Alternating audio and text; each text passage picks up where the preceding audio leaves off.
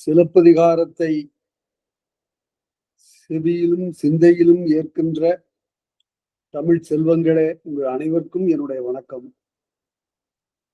நாம் இப்போது கடலாடு காதையில் குறிப்பிட்ட ஒரு பகுதியை பார்த்துக் கொண்டிருக்கிறோம். இந்த கடலாடு காதை நமக்கு என்ன சொல்லுகிறது என்றால், இதில் கதை நிகழ்ச்சி என்று பார்த்தால் சில அடிகள் தாம்.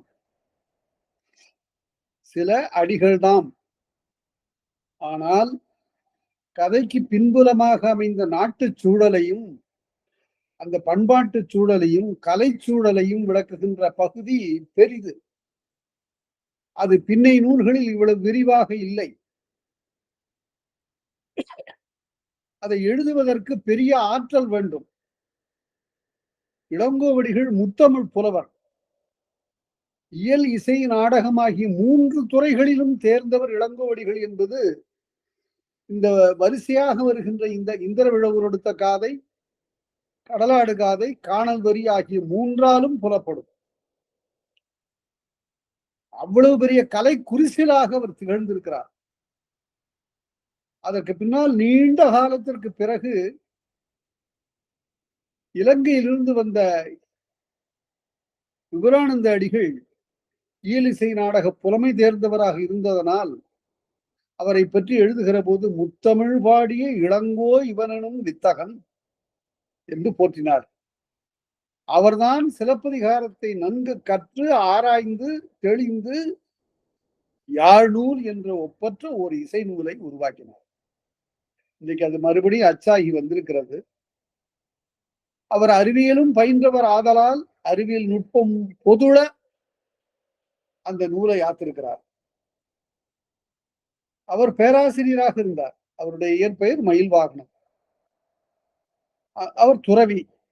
அந்த நிலையில் இளங்கோவடிகள் ஒரு துறவியாக இருந்த ஒரு நூலுக்கு பிற்காலத்தில் ஒரு பேரிசை நூலை வகுத்தளித்த பெருமைக்குரியவராக விளங்கியவர். அவரும் ஒரு துறவி என்பதை நாம் நினைவு கூற வேண்டும். ஒரு காலத்துல இந்த துறவு இப்படியெல்லாம் பெரிய செயல்களுக்கு காரணமாக தொடங்கிற்று. துறவி என்பவர் விரிந்து பரந்த அருள் உணர்ச்சி உடையவர். திருக்குறளின் அடிப்படையில் பார்த்தால் அன்புடைமை என்பது இல்லறத்தார் கூறியது. அதுவே கனிந்து பழுத்த அந்த நிலையில்தான் அது அருள் என்று ஆகும்.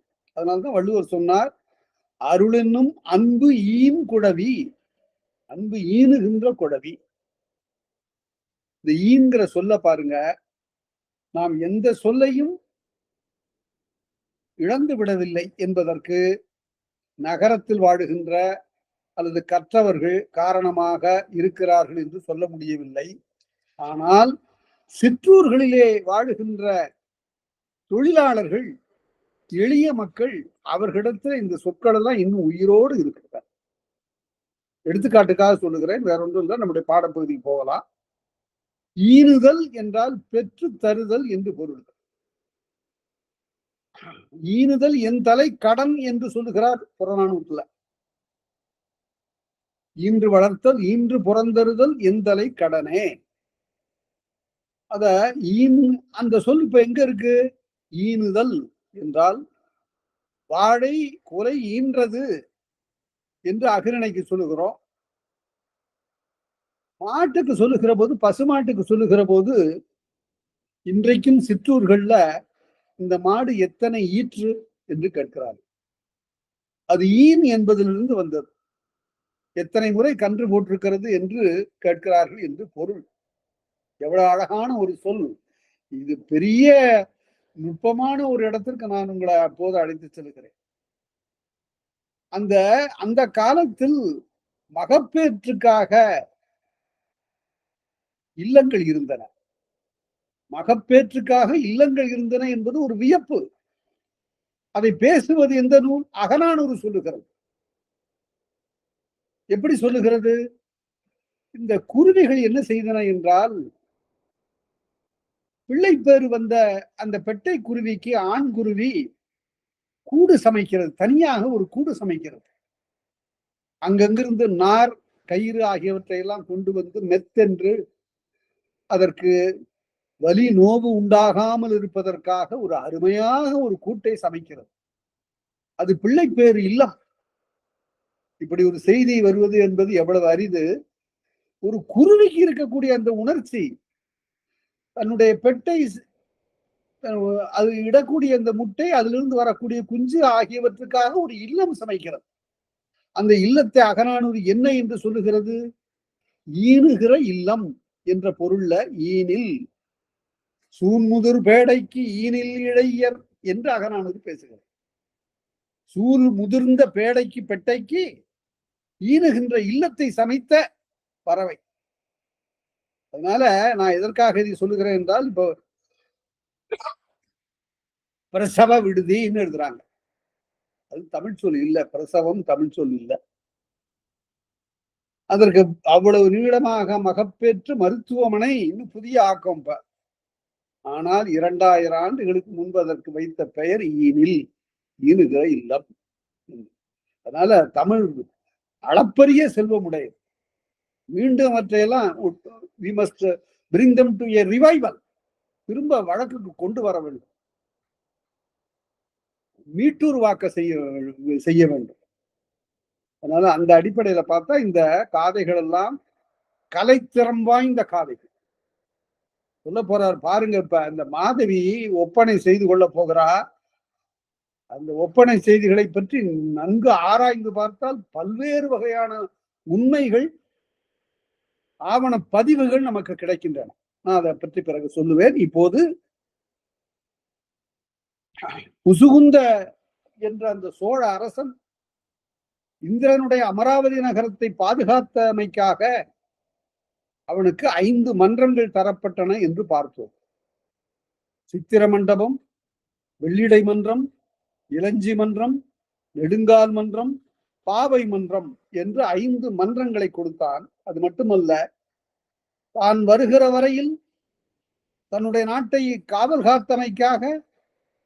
காவல் காத்து வருவதற்காக அவனுக்கு துணையாக, சோழ அரசனுக்கு துணையாக ஒரு பூதத்தை தன்னுடைய மந்திரத்தால் இந்திரன் படைத்து கொடுத்தார். காவர் பூதம். அந்த பூதம் என்ற அந்த சொல்லை எப்படி சொல்லணும்? எங்க ஆசிரியர் பூதம் சொல்ல மாட்டார், பூதம்னு சொல்லுவார். தமிழ் ஒலிப்படி பூதம்னு சொல்லுவார். என கூப்பிடும்போது கூட பாலசுப்ரமணியம். அதாவது அந்த சொல்லுக்கு எழுத்துக்குரிய ஒலியை முழுது சரியாக வழங்க வேண்டும் என்பது அவருடைய கருத்து. பூதம் என்றால் என்னவென்று பெரியது என்று பொருள், வேற ஒன்றும் இல்லை. ஐம்பூதம் என்றால் அளவிடற்கரிய பேராற்றல் உடைய பெரிய அளவிலானவை என்று பொருள். பூதம் என்று சொல்ல வேண்டும். ஐம்பூதம் என்று சொல்லுகிற போது அந்த ஒலி வரும். 5 பெரும் பூதங்கள். அதனால அந்த பூதம் பேய் என்றாலும் பெரியது என்று பொருள். சுரைக்காய் அப்படின்னு பேய் சுரை என்று சொன்னா பெரிய சுரக்கான்னு போகும். அதனால அதுக்கெல்லாம் தொல்காப்பியம் இருக்கு. தொல்காப்பியத்தை சரியா படிச்சுட்டா இந்த குற்றங்கள், இந்த பிழைகள்லாம் இல்லாம போகும். பேம் நாம் உருவும் என ஆவையின் 3ம் அச்சத்தை குறித்தன. பேம் நாம் உருவும் என்று இந்த 3 எப்படி வருது பாருங்க. பேம்ங்கிறது பேய்ன்னு வரும், பெரியது, அஞ்சத்தக்கது. நாம் என்றாலும் நாமநீர் வேலி என்றால் பெரிய கடல், அதுவும் பெரிய பெருமையை குறித்தது. நாம் நாமக்கல் அப்படின்னா பெரிய மலை என்று பொருள். கல், மலை. நாம் உருவும், உரும்னா இடி, அதுவும் பெரியது, பேரொலி செய்வது. அதனால இந்த 3 சொற்களும் அச்சப்பொருளன என்று குறித்தார் தொல்காப்பியர். அந்த அடிப்படையில பார்க்கணும். சரி, இப்ப நாரத வீணை நயந்தரி பாடலும், நாரதன் கையில வைத்திருக்கிற வீணை. இந்த நாரதனை வெற்றி கொண்ட ஒரு ஆள் இருந்தான் அந்த காலத்துல. நாரதன் இசை வல்லவன். அந்த இசை வல்ல நாரதன் எப்படி யாரிடம் தோற்றான் என்றால் ராவணனிடம் தோற்றான். அந்த இடத்துல அந்த ஒரு பாட்டை எல்லாரும் நீங்க மனப்பாடம் செய்யணும். இந்த பாட்டை ராவணன் போர்க்களத்துல ராமனுக்கு தோற்று வருகிறான். முதற் போர் புரி பாடலம் என்று ஒரு பகுதி உண்டு கம்பராமாயணத்துல. அதுல இந்த பகுதி வால்மீகத்துல இல்லை. இப்ப நான் சொல்லுகின்ற இந்த பகுதி வால்மீகி ராமாயணத்தில் இல்லை. என்ன பகுதி என்றால், போருக்கு எதிரே வந்து நிற்கிறான் ராவணன். ஏராளமான படைக்கலங்களோடு வந்து நிற்கிறான். பிரம்மாஸ்திரமே இருக்கு. அப்படிப்பட்ட அவனுக்கு ராமனோடு எதிர்த்து போர் செய்கிற போது எல்லா படைக்கலன்களையும் இழந்து இனி கையில ஒரு கலன் இல்லை என்ற ஒரு நிலைக்கு வந்து விடுகிறான். என்ன செய்வது அப்ப? அப்பதான் ஒரு பாட்டு எழுதுகிறார் பாருங்க கம்பர். அழையா, ராவணனை பார்த்து ராமன் சொல்லுகிறான், அழையா உனக்கு அமைந்த யாவையும் பூளையாயின் மாருதம் அமைந்த பூளையாயின் காற்றல் அடிபட்ட பூளை பூ மாதிரி எல்லாம் செதறி போச்சு. கையில ஒண்ணும் இல்ல. இப்ப அழையா உனக்கு அமைந்த யாவும் மாருதம் அமைந்த பூளையாயின இன்று போய் போர்க்கு நாளை வா. இந்த தொடர் வால்மீகத்துல இல்ல. இன்று போய் போர்க்கு நாளை வாவென நல்கினன் வாழைதாவூரும் கோசல நாடுடைய வள்ளல் அப்படின்னு சொன்னாரு. அப்ப ராவண தன்னுடைய நகர் நோக்கி, இலங்கை நகர் நோக்கி திரும்பி வருகிற போது தலை குனிந்து வருகிறான்னு சொல்லாமா? சொல்லக்கூடாது. பிறகு தலைகள் குனிந்து வருகிறான். 10 தலை உடையவன் இல்லையா? தலைகள் குனிந்து வருகிறான். நம்ம தலை குனிந்து வருகிறான்னு கம்பருக்கு சொல்றதுக்கு முடியல. அதனால மண்மகள் தன்னை நோக்கி வருகிறான். அந்த அதாவது அப்படி வரக்கூடிய அந்த ராவணன் பற்றி சொல்லுகிற அந்த அரிசீர் விருத்தத்தை பாருங்க. சித்தார்த்த ஒரு இலக்கண நூல் எழுதியிருக்காரு. எல்லாரும் அதை படிச்சீங்கன்னா பல வகையான யாப்புகளுக்கு அவர் இலக்கணம் எழுதி எடுத்துக்காட்டு பாட்டையும் காட்டியிருக்கிறாரு. அந்த நூல் இப்ப அச்சாகி இருக்கிறது. அதை வாங்கி பாருங்க. அந்த பாட்டுல சொல்றாரு, இந்த அரிசீர் விருத்தத்தை பாருங்க. அரிசீர் விருத்தம் எழுத வேண்டும் என்பவர்கள் இந்த பாட்டை படிச்சு இதே மாதிரி இந்த அச்சுல எழுதி பாருங்க.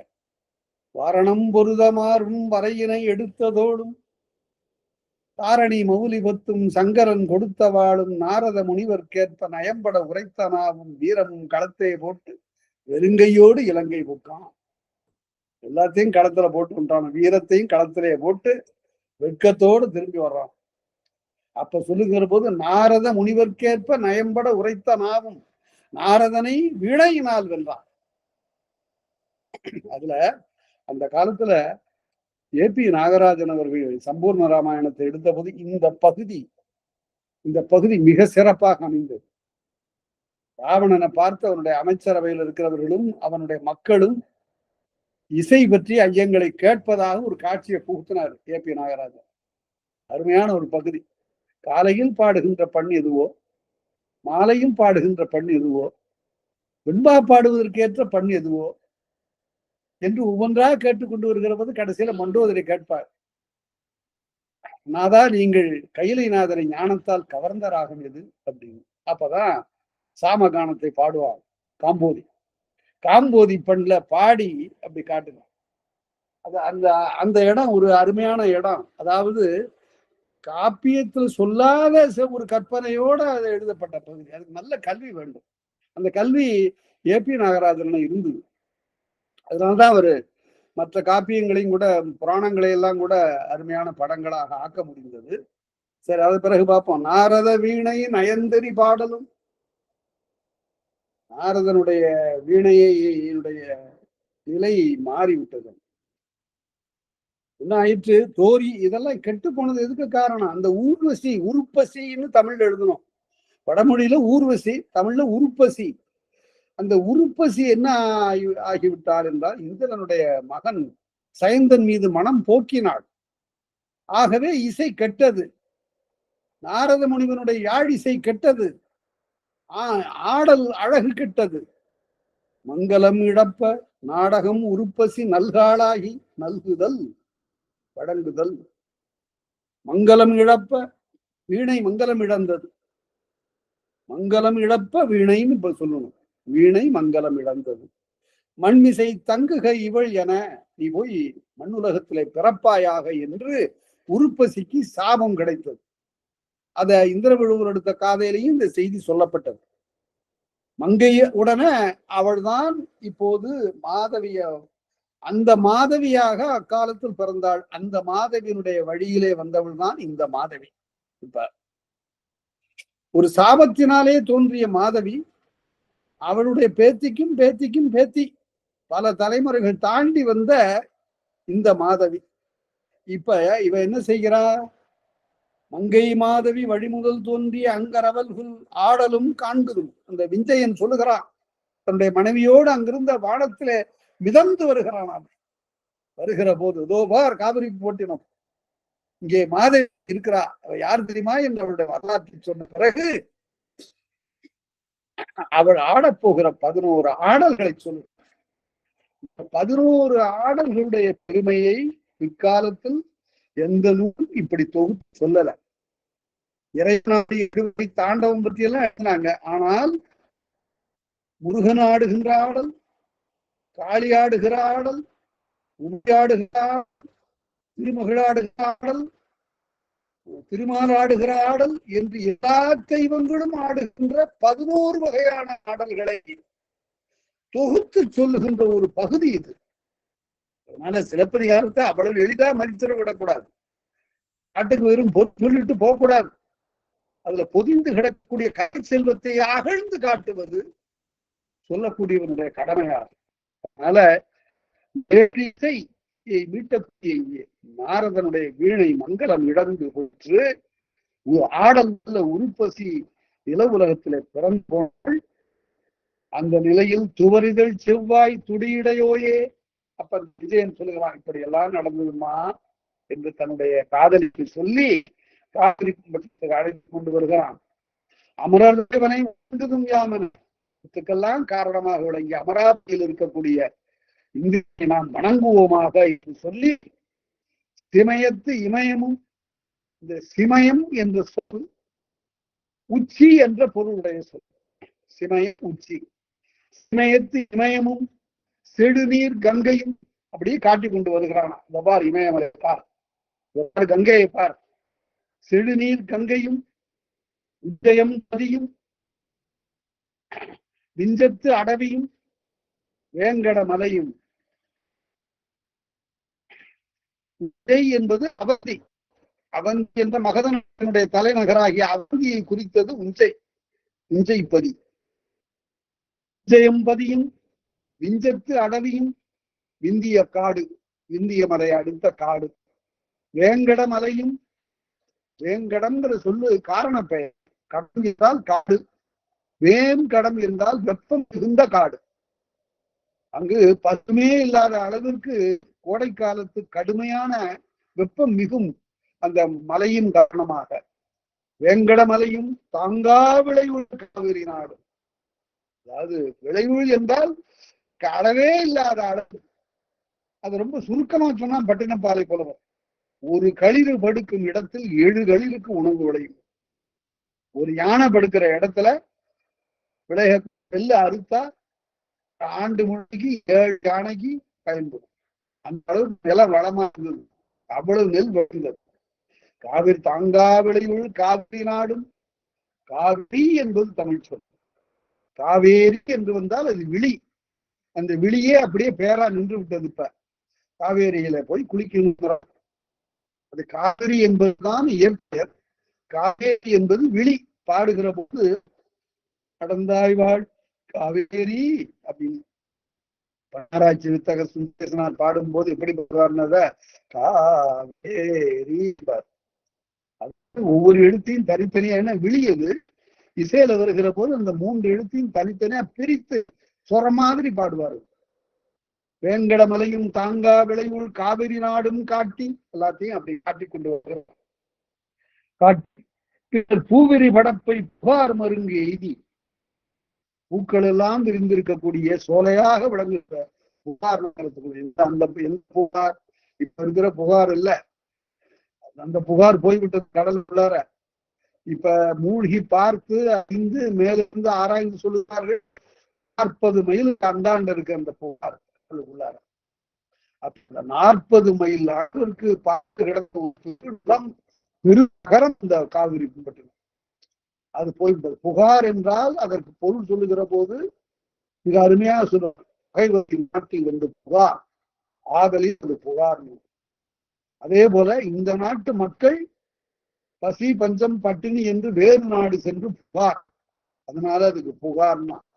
மூணாவது, இந்நாட்டு வாழுகின்ற மகளிர் பிறர் நெஞ்சு புகார் அப்படின்னா. இப்படி எல்லாம் பல காரணம் சொல்லுவாங்க. ஆனா உண்மையான காரணம் என்னன்னு கேட்டா, புகுகின்ற காவிரி புகுகின்ற துறைமுகப்பட்டினம் என்று அதற்கு பொருள். அதுதான் உண்மையான பொருள். மற்றதெல்லாம் கற்பனையா சிறப்பாக சொல்லுவது. சொல்லிய முறைமையும் தொழுதனன் காட்டி காவிரி இதுவரை அது பாரு சுட்டு வரலால காட்டிக்கிட்டே வந்தவன் காவிரி நாடு காவிரி பாய்கின்ற இந்த நாட்டை பார் என்று கையால் தொழுதனன் காட்டி கையால கும்பிட்டான். அவ்வளவு சிறப்பு. அது என்ன தெரியுது அதுல இருந்து உங்களுக்கு? வீரனுக்கு, அதாவது இந்த வித்யாதரனுக்கு காவிரி கும்பட்டணத்துல ஒரு பெரிய பற்றா இல்ல, இளங்கோவடிகளுக்கு பற்று. இளங்கோவடிகள் என்ன பண்ணுவாரு, எப்பவும் தமிழ்நாடுன்னு வந்துட்டா போதும், காவிரி வந்துட்டா போதும், அவ்வளவுதான். அவருடைய காதல் இதை கடந்து போகும். பகுருளி ஆற்றுடன் பன்மலை அடுக்கத்து கோரிக்கோடு. பகுருளி ஆறு, பல மலை அடுக்கங்கள் ஆகியவையெல்லாம் கடல் கொண்டது என்று சொல்லும் போது, இந்த கடலுடைய பேரழிவு செய்த செயலை சொல்லுகிற போது, பகுருளி ஆற்றுடன் பன்மலை அடுக்கத்து கோரிக்கோடும் கொடுங்கடல் கொள்ள, புதுமையான கடல் என்னுடைய நாட்டை விழுங்கிட்டான அப்படிங்கிற துறவிதானே. ஆனா நாட்டு பற்றும் மொழி பற்றும் இந்த கலை பற்றும் புலமை பற்றும் அவரிடமிருந்து போகல. வருவாய் என கூறிய அந்த போதில்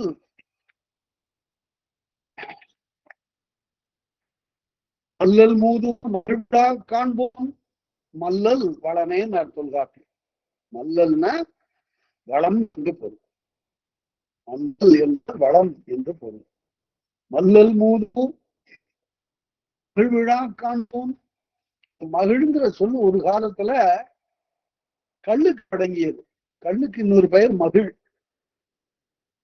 மகிழ் உண்டு, மகிழ் பருகி, மகிழ் பருகி அப்படின்னா கல்லை பருகி என்று பொருள். கல்லினால் வருவதற்கு ஆகம்பராக மகிழ்ச்சி என்று. அப்புறம் அது பொதுவாக குறித்தது. மகிழ்விழா காண் மாயோன் பாணி. மாயோன் என்றால் மாமை நிறமுடையவன். தமிழ் மொழியில சொன்னா கருப்பன்.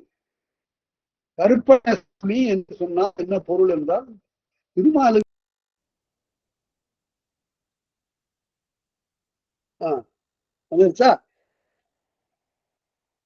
நால்வகை வருண பூதரும்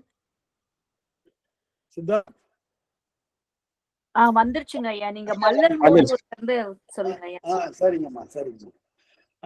நால்வகை வருண பூதரும் அந்த ஆட்டமும், அதற்கு பிறகு வானூர் மதியமும் பாடி பின்னர் சீரியல் பொலிய நீரல நீங்க. இந்த சொத்து இளங்கோவடிகளால எப்படி கையாளப்படுகிறது பாருங்க.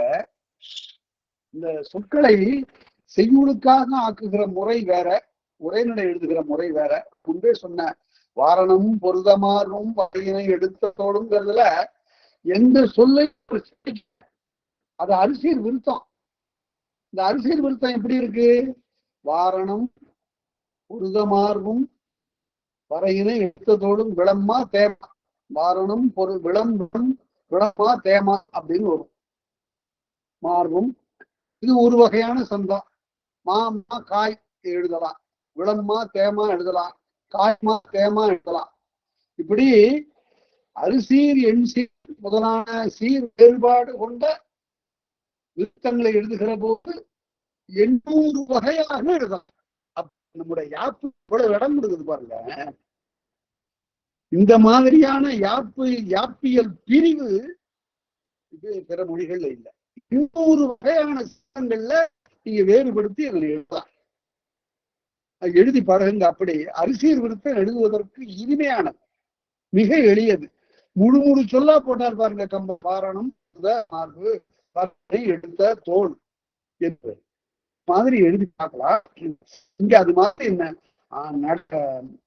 சீரியல் பொலிய நீரலங்கிற சொல்லுக்காக சொன்ன. நீரல நீர்மை அல்லாத, தன்மை இல்லாத, நற்பண்பு இல்லாதன்னு பொருள். இந்த சொல்ல அவர் எங்க கையாளுகிறார் இளங்கோவடிகள்? உண்மையான ஒரு இடம். அந்த அந்த 2 அடிகளை எல்லாரும் மனதில் நிறுத்தி கொள்ளுங்க. என்ன சொல்றாருன்னு கேட்டா, கவுந்தி அடிகள் சாபம் விட்டு விடுகிறார்.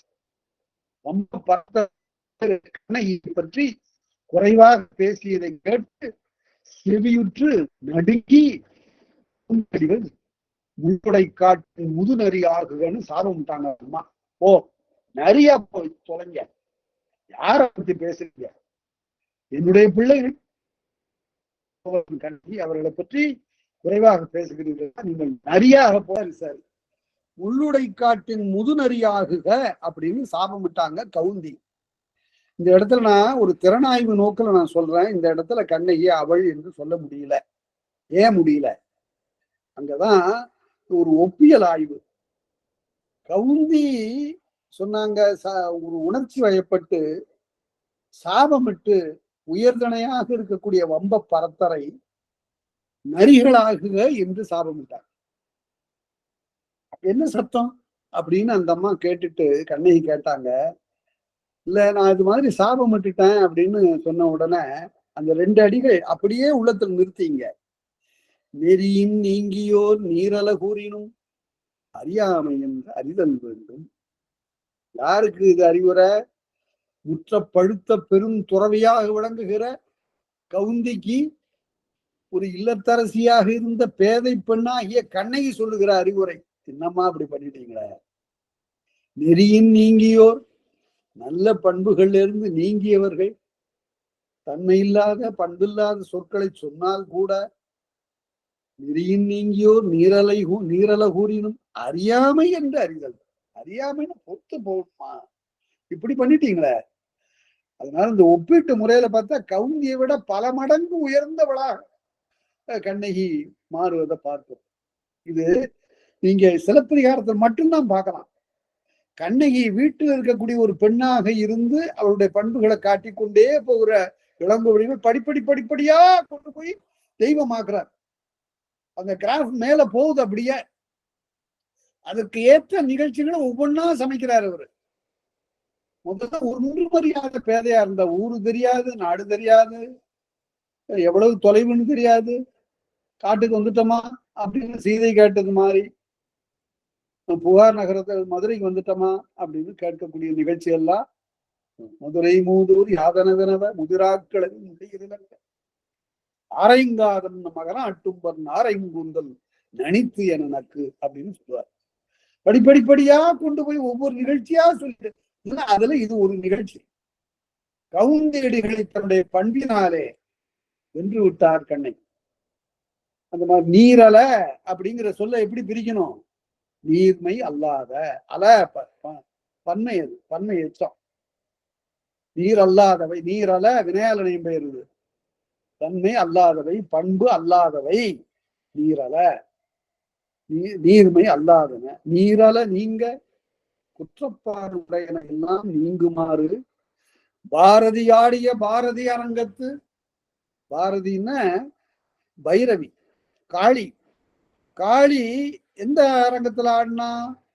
காளியின் வடிவு ஒரு பால் உற சிவபெருமான ஆடிய ஆட்டம். அது அரங்கம் எது? மயானம், சுடுகாட்டுல ஆடிய ஆட்டம். அதைத்தான் நம்ம அற்புத திருவந்தாதி பாடிய காரைக்கால் அம்மையார் ரொம்ப அழகாக பாடியிருக்கிறார். சுடுகாட்டை இப்படி ஒரு இலக்கியம் சுட்டியது என்பது தமிழன்றி வேறு எந்த மொழியிலும் இல்லை. அருமையா பாடியிருக்கிறாங்க அந்த அம்மா காரைக்கால் அம்மையார். அதனால அந்த பாட்டை பார்த்தா எப்படி இருக்குன்னா, அது ஒரு பாட்டை நீங்க படிங்க.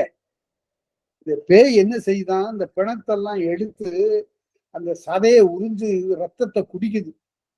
இத ஒரு இல்லத்தில் இருந்த ஒரு காரைக்காலம்மை என்ற ஒரு புனிதவதி எப்படி பாடுறாங்க பாருங்க. இந்த பாட்டை நான் படித்த போது, ஏப்பா என்ன ஒரு படைப்பு ஆற்றல் இந்த அம்மாவுக்கு இருந்திருக்கு. இந்த அம்மா எப்படி போய் ஒரு வாணிகனுக்கு மனைவியாக இருந்து வீட்டுல சமைச்சு போட்டுக்கிட்டு இருந்திருக்க முடியும்? அதனால கள்ளி கவட்டிடை காலை நீட்டி, கள்ளி காடு அது, அதுல காலை நீட்டி போட்டுக்கிட்டு இந்த பேய் கள்ளி கவட்டிடை காலை நீட்டி கடை கொள்ளி வாங்கி கொள்ளி எடுத்து மசித்து மையை உள்ள எழுதி அந்த கரியை எடுத்து மை தீட்டிக்குதான். ஏற்கனவே பேய் கருப்பு, இதுல வாங்கி மசித்து மையை உள்ள எழுதி வெடு வெடு என நக்கு சிரிக்குதான். அது அது எப்படி வெடு வெடு வெடுன்னு சிரிக்குதான். வெடுவெடன்னு நக்கு வெகுண்டு. அதை பார்த்து விலங்கு பார்த்து துள்ளி, விலங்குகள் எல்லாம் பார்த்து நடுங்குது. சுடலை சுடுபடுத்து தீ சுட்டிட, நெருப்பு பேயே சுட்டுடுச்சு. அவ்வளவு பெரிய நெருப்பு, பிணத்தினுடைய நெருப்பு. முற்றும் சுழித்து முகம் சுழிக்குதான், பேய் முகம் சுழிக்குது. பூழ்தி, இந்த இந்த சொல்ல இந்த அம்மா தான் முதல்ல கையாண்டாங்க. பூழ்தி அப்படின்னா புழுதின்னு பொருள். அந்த சுடுகாட்டு இருக்கிற புழுதிய நம்ம புழுதின்னு சொல்றோம். பூழ்தின்னு சொன்ன முதல் ஆட்சி காரைக்கால் அம்மையார். அடுத்தது அதே சொல்ல அப்படியே மாறாம கையாண்டவன் யாருன்னு கேட்டா பாரதியார். புள்ளியர் கூட்டத்தை பூழ்தி செய்தடாடான்னா. அப்ப அந்த பாரதிக்கு அந்த இலக்கிய பயிற்சி இருந்திருக்குங்கிறது தெரியுது.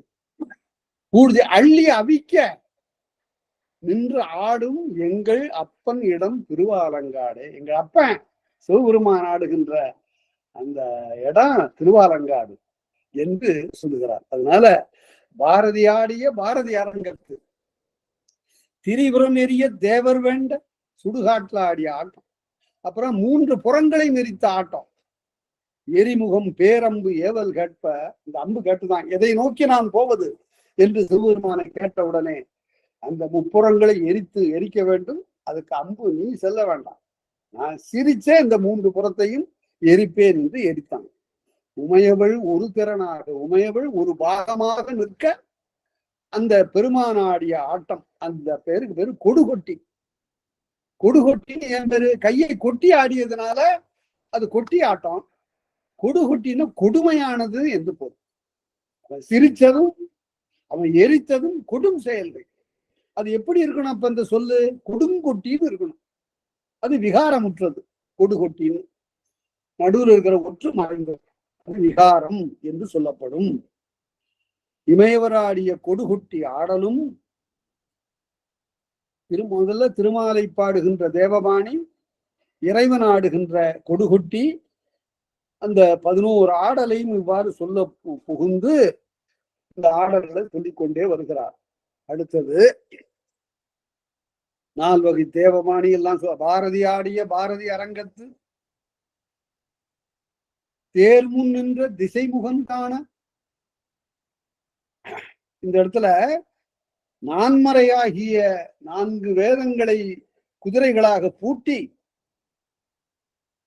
திசைமுகனாகிய நான்முகன் பிரம்மா தேரை ஓட்ட, தேரை செலுத்த, சிவபெருமான் திரிபுரம் எரித்தான். அந்த செய்தி சொல்லப்படுகிறது. தேர்முன் நின்ற திசைமுகன் காண பாரதியாடிய வியன் பாண்டரங்கமும்.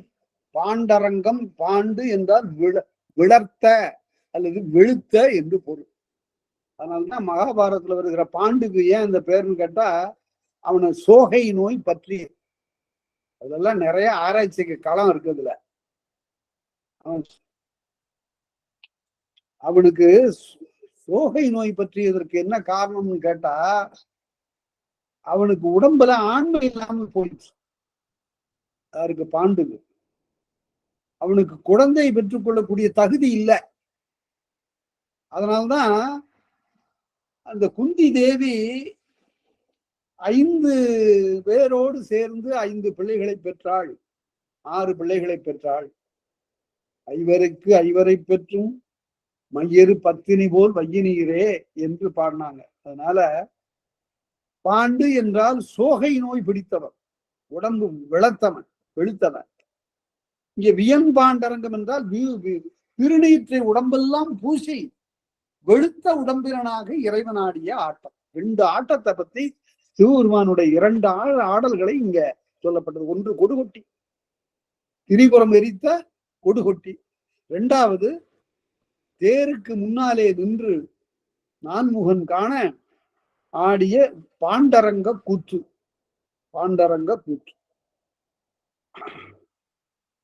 கொடுகொட்டியும் பாண்டரங்கமும் ஆகிய 2 ஆட்டங்கள்.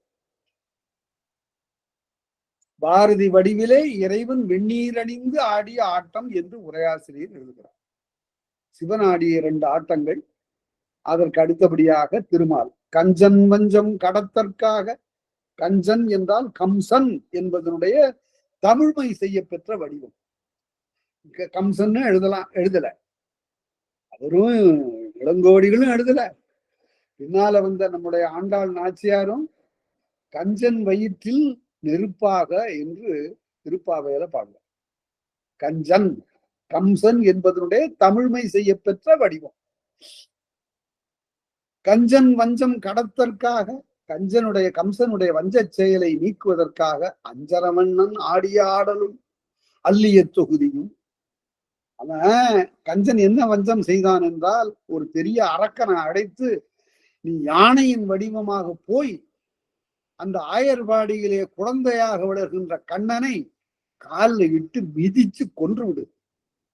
அவன் என்னை கொல்ல பிறந்தவன் என்று சொல்லுகிறார்கள், அவனை நீ கொன்றுவிடு என்று அனுப்பினான்.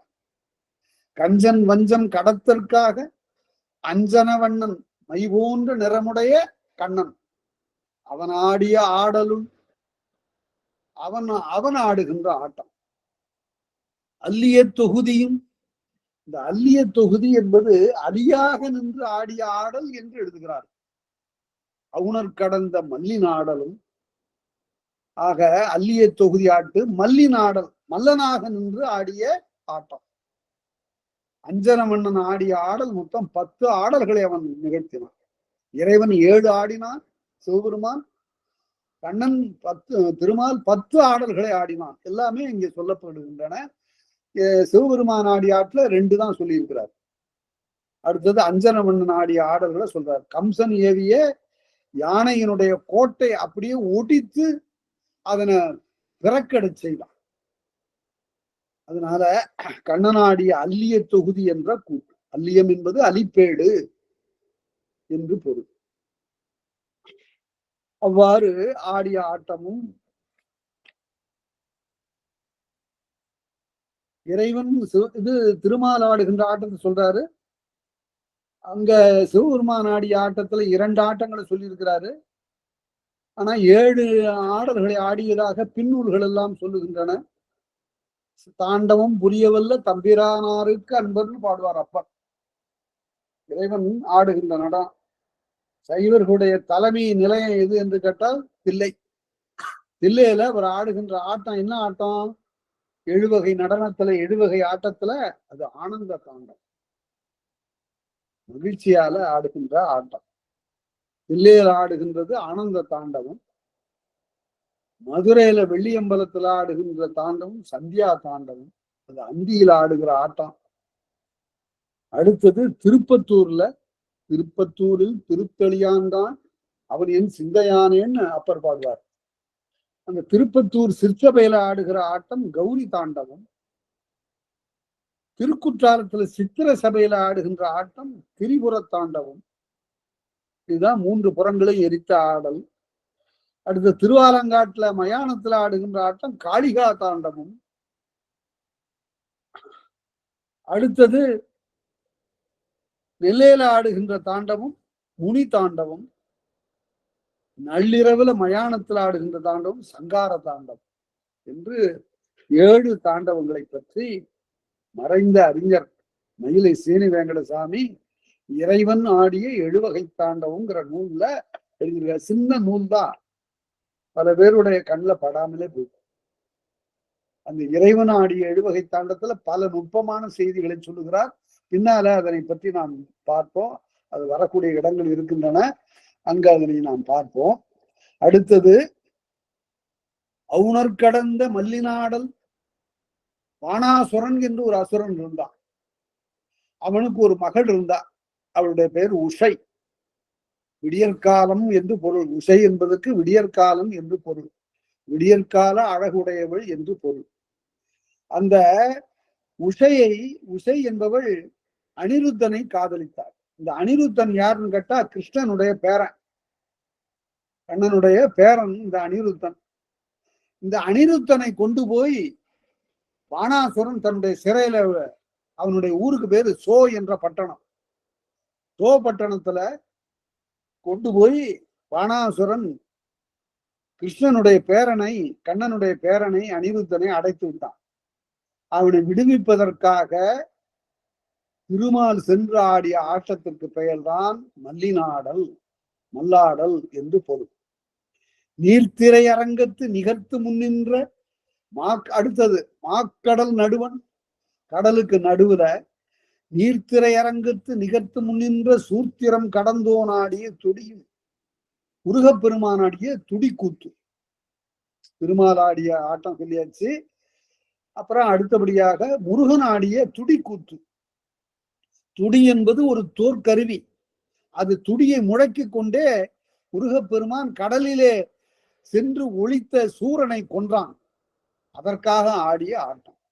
என்ன பொருள்னு கேட்டா, இவ்வளவு எல்லாம் போர்ல போய் நடனமாகுது, நடனமாடுறதாவது அப்படின்னா அது இந்த சிவபெருமானுக்கு, திருமாலுக்கு, முருகனுக்கு எல்லாம் அது ஒரு போரே இல்லை, விளையாட்டு.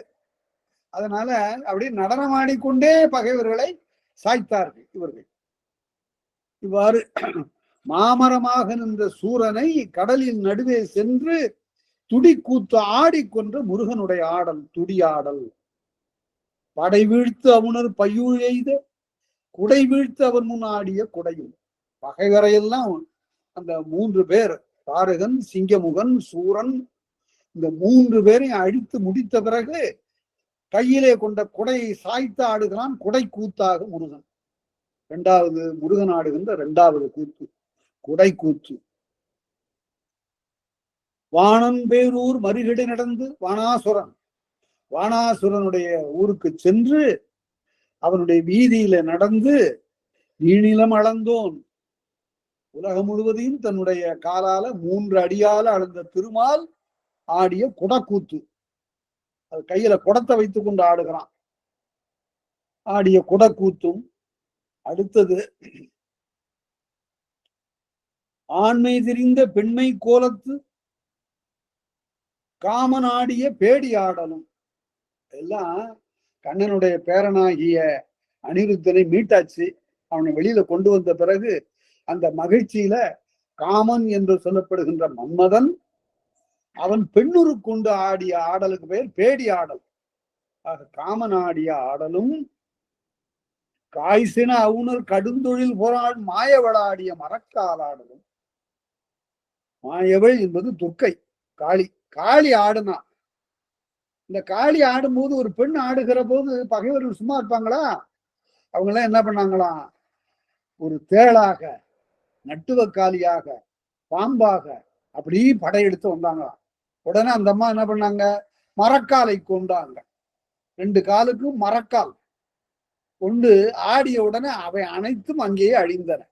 அதான் காய்சின அவுணர், காய்கின்ற சினமுடைய அவுணர் அரக்கர்கள் கடுந்தொழில் பொறாள், அவங்க செய்த அந்த சூழ்ச்சியெல்லாம் பொறுக்காதவளாக மாயவள் ஆடிய மரக்கால் ஆடலும், மரக்காலை கொண்டு ஆடிய ஆடலும்.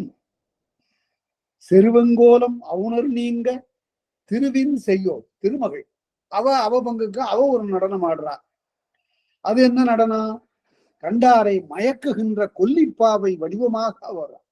இந்த கொல்லிப்பாவையை பற்றி செய்தி வேணும்னா உங்களுக்கு நற்றிணையில 185, 201 என்று 2 பாடல்கள்ல கொல்லிப்பாவையை பற்றி செய்தி வருகிறது. அருமையான செய்தி. அதை பத்தி தனியா கட்டுரையெல்லாம் எழுதலாம். கொல்லிப்பாவையை பற்றி ஒரு ஆராய்ச்சி செய்யலாம். அது பெரிய மழையினால பாதிக்கப்படாது, பெரிய பூகம்பங்கள்லாம் கூட அதை ஒன்று செய்ய முடியாது. அப்படிப்பட்ட ஒரு பெரிய சிற்பமாகவும் ஓவியமாகவும் கொல்லிமலையில நின்றது என்று அந்த இலக்கியங்கள்லாம் பேசுகின்றன. அந்த பாவை வடிவமாக திருமகள் ஆடினாள். அசுரரை கவர்வதற்காக விஸ்வகர்மா செய்து வைத்த சிற்பம் அந்த கொல்லிப்பாவை.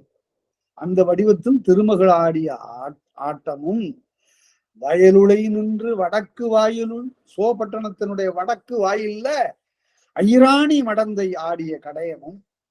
ஐராணின்னு இந்திராணி, இந்திரனுடைய மனைவி ஆடிய கடைய கூத்து.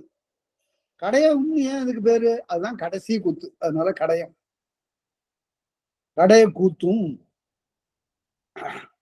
அவரவர் அணியுடன், அவரவர் கொள்கையுடன், அவரவர் அணியுடன் அவங்க கூட்டத்தோடு சேர்ந்து இந்த 11 ஆடலையும் இந்த 11 தேவர்களும் தத்தமக்குரிய கூட்டத்தோடு தத்தமக்குரிய ஆடல் கொள்கையோடு நிலையும் படிதமும் நீங்கா மரபு. அது என்ன நிலையும் படிதமும்? நிலையின நின்று ஆடுதல், படிதம் என்றால் கீழே விழுந்து எழுந்து ஆடுதல். அதனால நடனத்துல அதெல்லாம் பல வகையான இருத்தின்னு பேர் அதுக்கு பேர் இருத்தி. 11 வகை இருத்தி என்றால் 11 வகையா நடனத்துல உட்கார்ந்து எழுந்து சாய்ந்து அப்படி ஆடுகிற நடனத்தை எல்லாம் அவ்வாறு சொல்லுவது வழக்கம். 11 ஆடலும் 11 வகையாக ஆடியும் பாட்டின் பகுதியும். எனக்கு இதெல்லாம் படிக்க இந்த இளங்கோடிகளை பத்தி நான் என்ன நினைக்கிறதுன்னே எனக்கு தெரியல. இப்பேற்பட்ட ஒரு பேரறிவு வாய்ந்த ஒரு பெருந்தரம் ஒரு மனிதனுக்கு எப்படி வாய்த்தது தெரியல. இந்த மொழியில இப்படி ஒரு ஆளுமை இவனுக்கு எப்படி வாய்த்தது?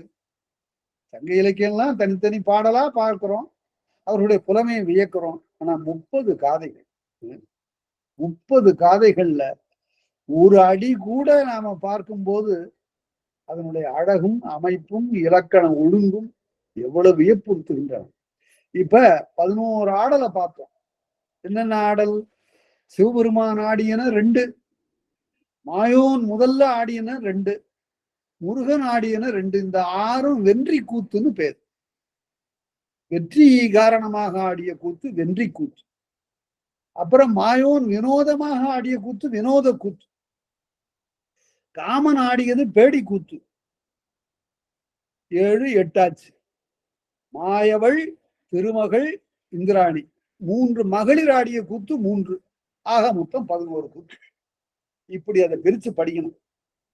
சிவபெருமான் ஆடிய கூத்து 2, மாயோன் ஆடிய வென்றி கூத்து 2, முருகன் ஆடிய கூத்து 2, ஆக 6, மாயோன் ஆடிய வினோத கூத்து 1, காமன் ஆடிய பேடி கூத்து 1, 3 மகளிர் மாயவள், திருமகள், இந்திராணி இவர்கள் ஆடிய கூத்து 3, ஆக 11 கூத்துகளையும்.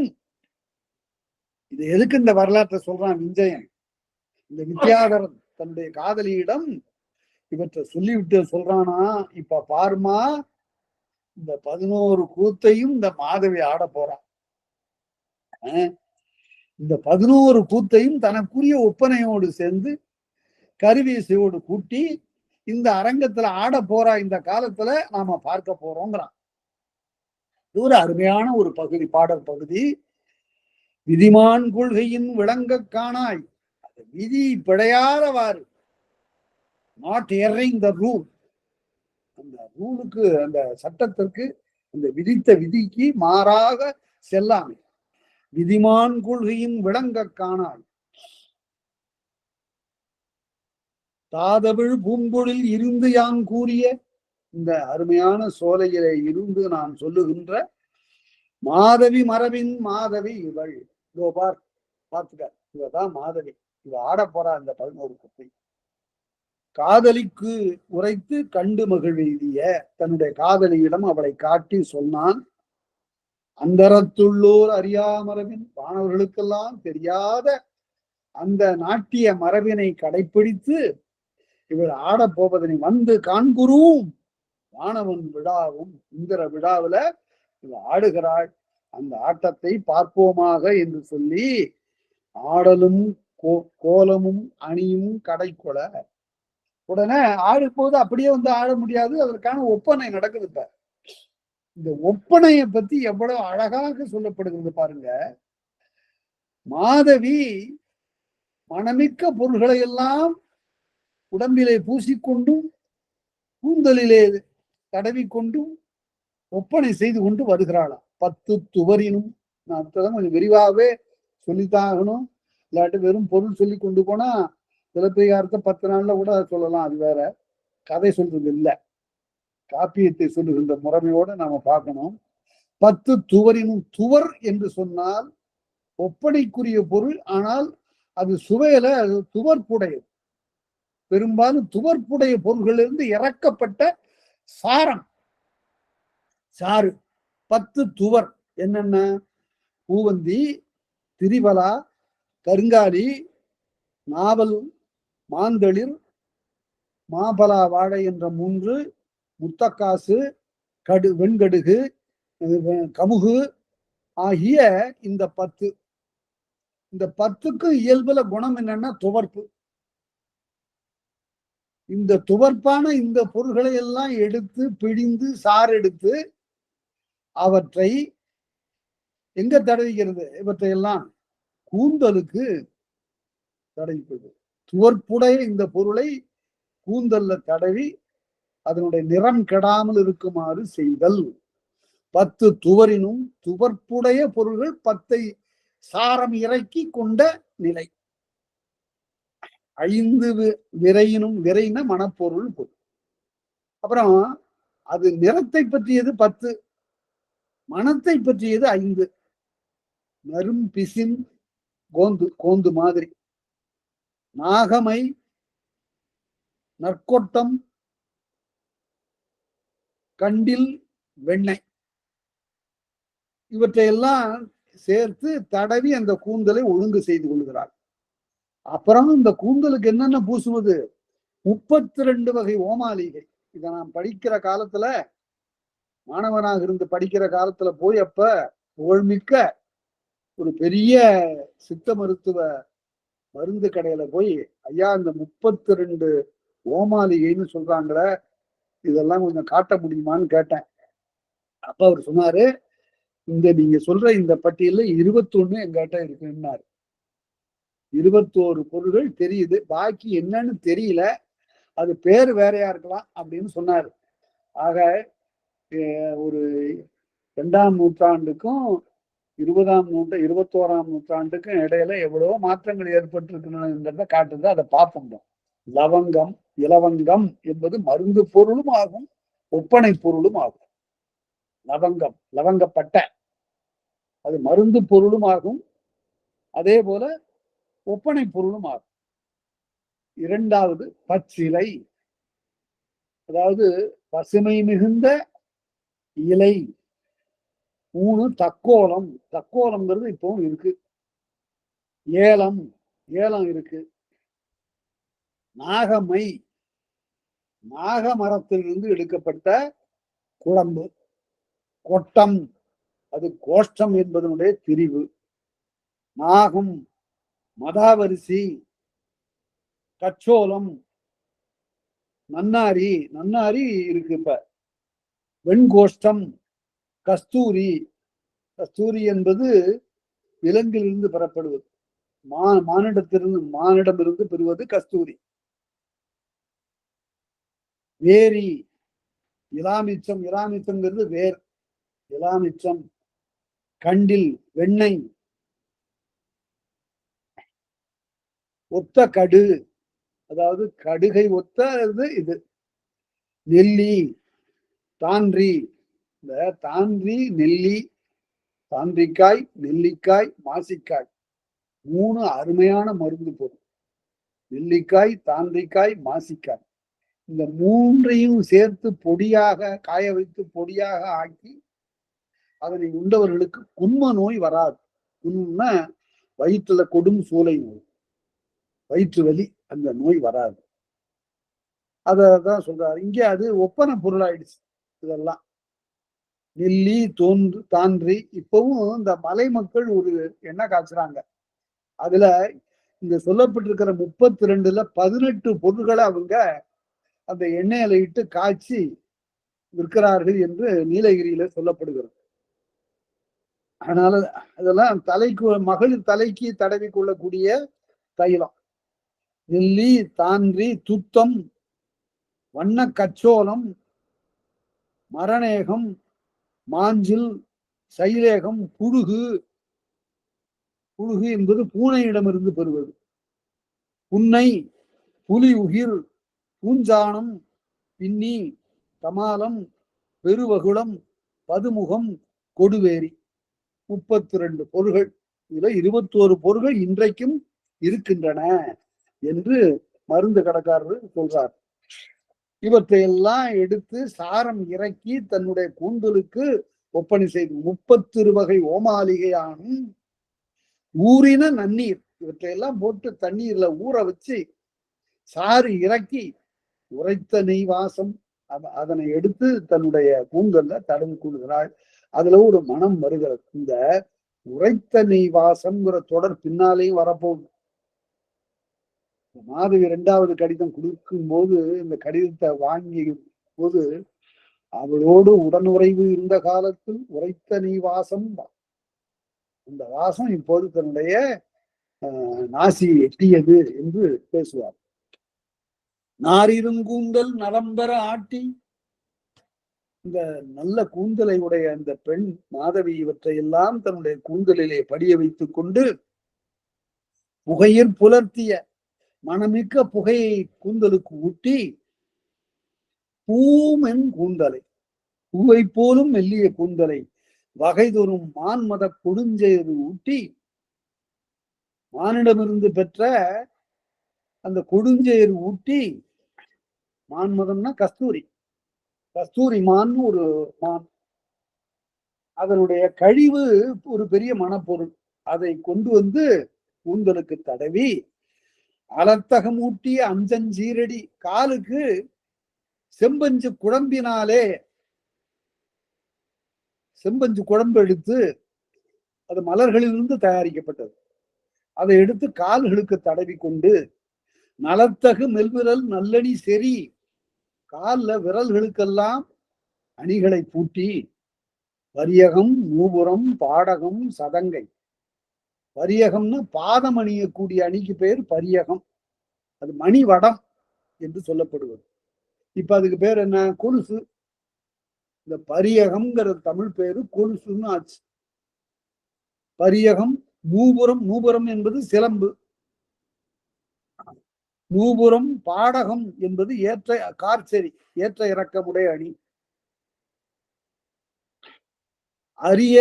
அரியகம் காலுக்கு அமைகுற அணிந்து, இதெல்லாம் காலுக்கு அணிகிற அணிகளை எல்லாம் அணிந்து கொண்டு குரங்கு, குரங்கு குரங்கு செரிங்கிறது ஒரு அணியினுடைய பெயர். குரங்கு செரின்னா தொடையில அணிந்து கொள்வது. குரங்குன்னா தொடை, தொடையில் அணிந்து கொள்ளக்கூடிய அணிக்கு பெயர் குரங்கு செரி. திரள் குரங்கினில் செரித்து அதை தொடையில கொண்டு இவ்வாறு இவற்றையெல்லாம் அணிந்து கொண்டு இறங்கிய முத்தரை 30 32 முத்துக்களை கோத்த அருமையான ஒரு கோவை. அதனை 30 முத்தரை 30 நிறங்களர் பூந்துகில், அவற்றையெல்லாம் அந்த துகிலுக்கு மேல கோவையாக மேகலை, இடுப்புல கட்டி கொள்ளக்கூடிய மணி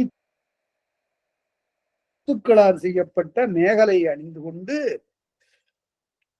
காமர் கண்டிகை தன்னோடு பின்னிய தூமணி தோள்வகை தோளுக்கு அணிந்து, தோளுக்கு வளையம் அணிந்து, கண்டிகைன்னா மாணிக்க வளை, அதனோடு சேர்ந்த பொன் தொடர் சங்கிலி, கையில முன்னால வளையெல்லாம் போட்டிருக்கிறா, அதோட மேல தோல்ல ஒரு பொன்னாலாகிய வளையம் சூடி இருக்கிறாள், அணிந்திருக்கிறாள். இந்த இரண்டுக்கு இணைப்பாக ஒரு சங்கிலி, முத்த வளையோடு சேர்ந்து அணிந்து, தோளுக்கு அணிந்து, மத்தகமணியோடு வைரம் கட்டிய, மத்தகமணின்னா முகப்புல கட்டியது, அதாவது நெற்றியில சுட்டின்னு பேர் அதுக்கு, நெற்றி சுட்டி. மத்தகமணியோடு வைரம் கட்டிய சித்திரை சூடகம், சித்திர தொழிலுடைய சூடகமும் செம்பொர் கைவளையும் பாத கிண்டினியும் என்று இப்படி பல வகையான அணிகலன்களை எல்லாம் அணிந்து கொண்டு பவள பல்வளை, பவளங்களால் அமைந்த பல வகையான வளையல்களையும் அணிந்து கொண்டு தன்னுடைய முன்கைக்கு அவற்றையெல்லாம் அணிந்து கொண்டு வாழை பகுவாய் வனக்குறு மோதிரம், வாழை மீன் போல வாயை பிளக்கக்கூடிய மோதிரம், அப்படியே அது வளைந்து அப்படி வாழை மீன் மாதிரி அதனுடைய வாய் பிளந்த நிலை மாதிரி அந்த மோதிரம் தொடங்குகிறது. மோதிரம் என்பது அயற்சொல், தமிழ்ல சொல்ல வேண்டும் என்றால் விரற்செறி, விரலிலே செரித்துக் கொள்வது. குரங்கு செரின்னு பார்த்தோம், தொடைக்கு செரித்துக் கொள்வது. இங்கே விரற்செறி. கேழ்கிழர் செங்கேள் கிளர்மணி மோதிரம், கேழ்கிழர், கேள் நட்பு உறவு, ஒளி நிறம் என்று இந்த இடத்துல நிறம்னு பொருள், கேள் என்பதற்கு நிறம் என்று பொருள். சிவந்த நிறத்தினை உடைய ஒளி உடைய மோதிரத்தை அணிந்து கொண்டு, பக்கத்தே வளைந்த ஒளி ஒழுகின்ற வைரம் சூழ்ந்த விரற்கடையிலே சூடுகின்ற மோதிரங்களை எல்லாம் அணிந்து கொண்டு, சங்கிலி முன்தொடர் பூங் ஞாலம் புனைவினை,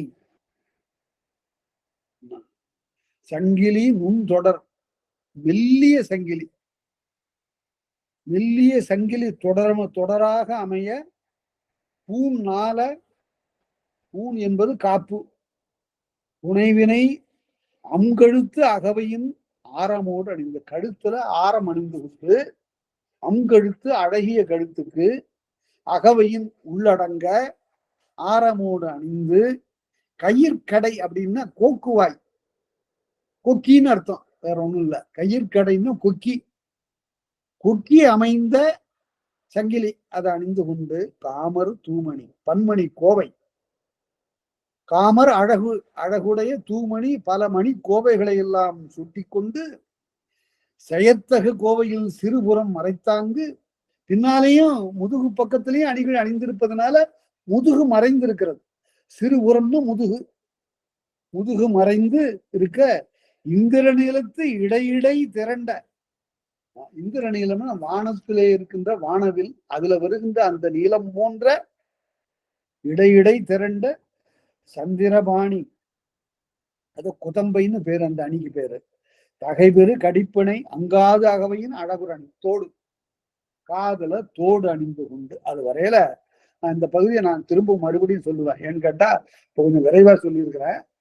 இந்த பகுதி, இந்த இத்தனை அணிகலன்கள் இருக்கு பாருங்க, அதை பிற்கால சோழர் காலத்த கல்வெட்டுல 93 அணிகளுடைய பேர் வருது.